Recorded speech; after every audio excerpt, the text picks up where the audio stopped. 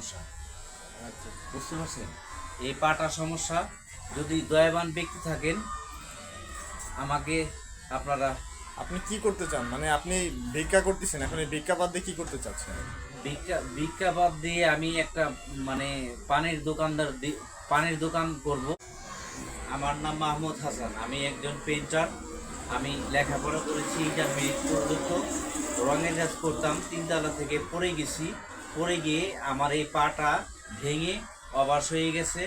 তো আমি এতিম। আমার বাবা মা ভাই বোন, একটা বোন আছে কিন্তু গরিব। আমি এখন অসহায় হয়ে গেছি। আমার এই পাটা, এই যে দেখেন আমার পাটা, আপনার পাটা একটু দেখান, এই এই যে আমার পাটা, ওটা একটু তুলেন, একটু তুললে ভালো হবে। রিল্যাক্স করেন না, তো প্যারা আপনি রিল্যাক্স করেন, আপনার সমস্যা না। আপনি তাড়াহুড়া করেন না। আর উঠবে না। এই যে এইখানে সমস্যা। আচ্ছা বুঝতে পারছেন? এই পাটার সমস্যা, যদি দয়াবান ব্যক্তি থাকেন আমাকে আপনারা। আপনি কি করতে চান? মানে আপনি ভিক্ষা করতেছেন, এখন এই ভিক্ষা বাদ দিয়ে কি করতে চাচ্ছেন? ভিক্ষা বাদ দিয়ে আমি একটা মানে পানির দোকান করব।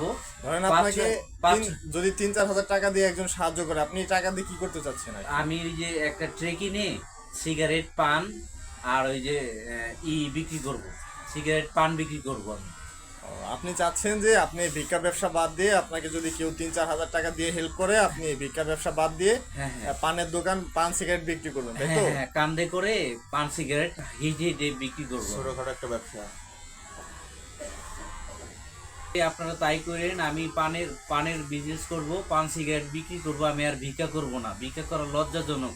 আমি একটা স্বীকৃতি ছেলে, অনেকেই খারাপ ভাবে, অনেকেই নেশাখোরও ভাবে।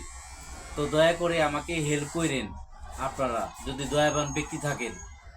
অবশ্যই এই পৃথিবীতে ভালো মানুষ আছে, আর নিশ্চয়ই কেউ না কেউ উপকার করবে, বা আমাকে কইরেন দয়াবান ব্যক্তি যারা আছেন।